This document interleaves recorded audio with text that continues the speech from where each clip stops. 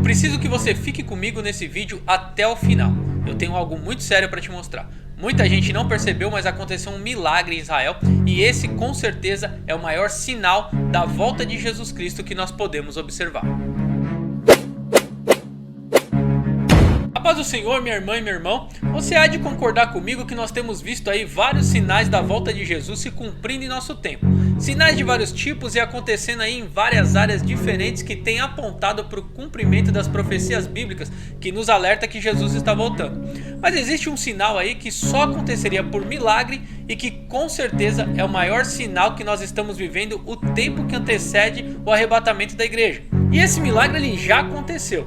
E quase ninguém aí tá falando nesse assunto. Eu já vou te mostrar qual é esse sinal, mas antes eu só quero te agradecer por ter clicado nesse vídeo e aproveitar para pedir mais uma vez a sua ajuda, deixando seu like, compartilhando esse vídeo com seus amigos e grupos aí do WhatsApp e Telegram e fazendo um comentário aqui embaixo. Se você puder e acredita, comenta aqui embaixo. Eu creio que Jesus está voltando. Deixou seu like, deixou seu comentário. Vamos ao vídeo antes que você se irrite e acabe saindo, né? Jesus adverte a igreja que vários sinais aconteceriam quando o tempo da sua vinda estivesse se aproximando e que nós deveríamos estar atentos a esses sinais. Alguns deles estão escritos aí no Evangelho de Mateus, capítulo 24, do verso 6 ao verso 8. E ouvireis falar de guerras e rumores de guerras. Olhais e não vos assusteis, porque forçoso é que assim aconteça, mas ainda não é o fim. Porquanto se levantará nação contra nação e reino contra reino, e haverá fomes e terremotos em vários lugares, mas todas essas coisas são o princípio das dores. Você há de concordar comigo que tudo que está escrito nesse versículo já acontece desde que o mundo é mundo. É só nós lermos a própria Bíblia Sagrada e os livros de história. Então por que Jesus nos mandaria observar isso? Para alguém desavisado isso não muda nada, é por isso que muitas vezes nós vemos esse tipo de comentário por parte de alguém aí que não acredita na volta de Cristo, né? Mas existe um sinal que indicaria um tempo preciso sobre a volta de Cristo e é a partir desse sinal que nós deveríamos olhar com mais carinho para todos os outros sinais deixados na Bíblia e nesse versículo também. Porém, apenas um milagre extraordinário poderia fazer isso acontecer. E posso te falar? Ele aconteceu. De agosto do ano 70 d.C., cerca de 60 mil soldados romanos sob o comando do general Tito, que futuramente seria aí o imperador de Roma, ocuparam e saquearam a cidade de Jerusalém. O episódio punha fim aí a uma grande revolta judaica e iniciava um momento terrível da história do povo judeu. O povo de Israel agora ficou sem uma terra para chamar de sua e se espalhou pelo mundo até o triste episódio que aconteceu ali na Alemanha. Porém, após esse triste momento da história mundial, algo que impactaria não só a nação de Israel, mas toda a humanidade começa a acontecer. Como veremos agora na explicação do pastor Claudinei Oliveira, que morou e trabalhou em Israel por 3 anos e nos explica com detalhes esse grande milagre que nos mostra que estamos cada vez mais próximos da volta de Cristo. Assista até o final para entender tudo o que foi dito e como isso impacta a minha e a sua vida. Qual que é o maior sinal da volta de Jesus que nós estamos aí presenciando no momento? O maior sinal da volta de Jesus para os tempos que nós estamos vivendo, ele já aconteceu, vai completar agora no mês de maio, 74 anos, que foi o nascimento da nação de Israel em um só dia. Era uma profecia milenar, uma profecia antiga que Deus havia dado, né, para o seu povo, de que Israel, né, a nação de Israel nasceria em um só dia.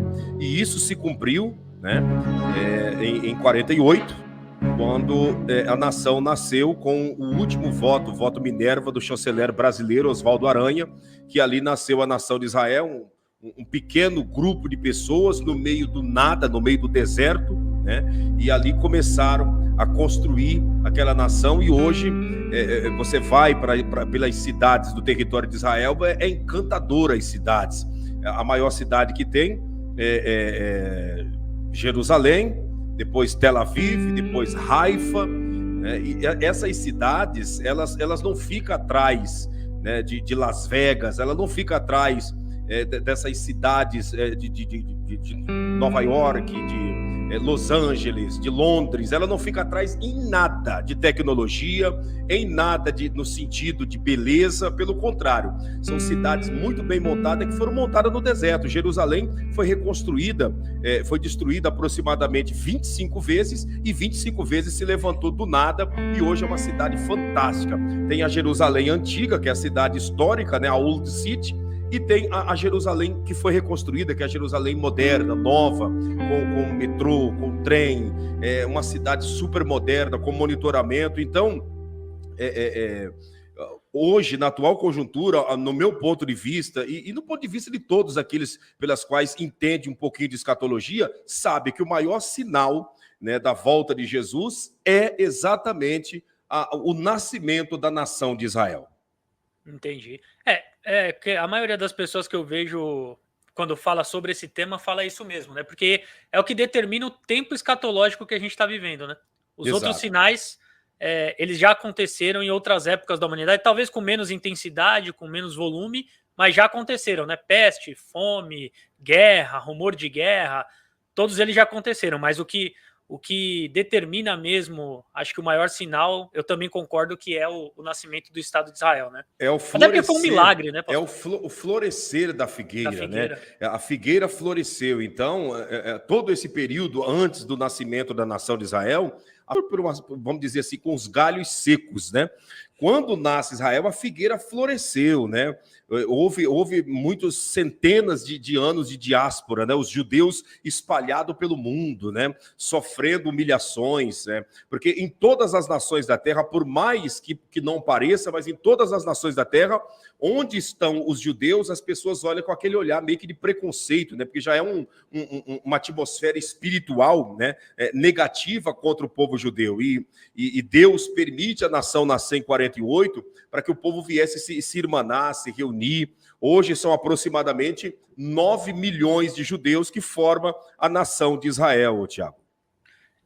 E assim, né? É um milagre, porque uma nação que ficou tanto tempo separada em diversas partes do mundo, ela se junta e ela tem ainda a mesma língua, ela consegue falar uma mesma língua, ela tem a mesma tradição, e tudo isso também a gente sabe que é pela tradição oral do povo judaico, que é muito forte, mas é um milagre, né? Por mais que seja uma tradição oral forte, você conseguir manter tudo isso longe do seu país, longe do seu povo.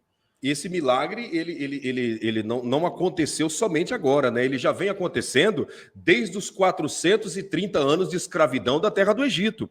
Porque na terra do Egito, o povo hebreu não perdeu o seu idioma original, que é o hebraico, não perdeu a sua fé original em Hashem, que é o Deus criador de todas as coisas, eles não perdeu a sua cultura, né? A sua cultura no tocante à musicalidade, à cultura alimentar ou algo semelhante, eles não perderam isso. Então, houve a diáspora em que os judeus se espalharam pela face da terra e mesmo espalhado, o hebreu não morreu. Se nós formos observar, a língua, por exemplo, dos incas, a língua dos maias, a língua desse povo desapareceu juntamente com eles, né? Cadê o povo? Os amalequitas, os midianitas, os heveus, os jebuseus, né? Esse povo tudo desapareceu com a sua linguagem.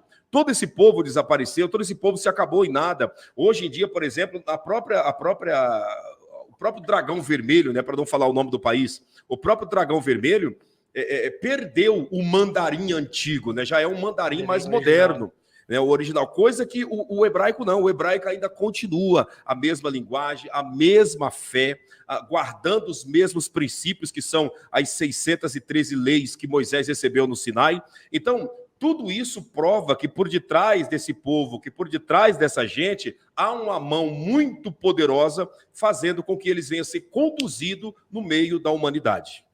E a gente vê, nem só esse já é um grande milagre, mas todas as vezes que tentaram, de alguma forma, destruir o povo de Israel, não conseguiram, né? E quando o povo voltou para a terra de Israel, foi uma delas, né? Na Batalha dos 6 dias, não é isso? Sim, na Batalha dos 6 dias, eles atacaram Israel, né? Enquanto estavam celebrando a festa do Yom Kippur, quando a nação toda para, né? Eles então atacaram Israel, reuniram aproximadamente quase 8 nações e atacaram, e teve o efeito rebote que os judeus se reuniram, foram para cima e varreram a todos. o Egito, depois da Batalha de 6 Dias, nunca mais se levantou, né?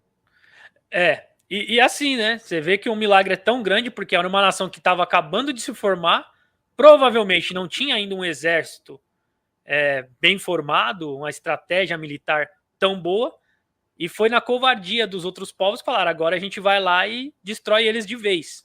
Aproveita que tá Exato. tudo junto e destrói.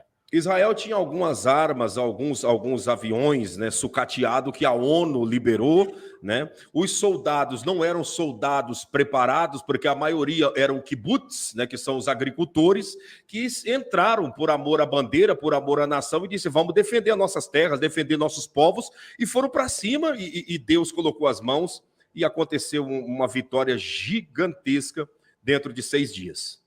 E é um povo abençoado, né? Isso aí fica de lição pra gente, né? Quando Deus faz aconteceu, uma promessa... não cortando a sua fala, falar. Tiago, a batalha aconteceu em 6 dias, porque no 7º os judeus precisavam descansar. Aí Deus falou: então vamos acabar com a guerra por aqui, vocês já fizeram a graça de vocês, mas o povo precisa ir pro Shabá. Pronto. Mas agora, assim, a gente estava falando sobre essa guerra, sobre tudo que fazem contra Israel e não conseguem fazer o que eles querem, a maldade que eles querem, né? Porque tem uma promessa sobre aquela nação desde Abraão, né?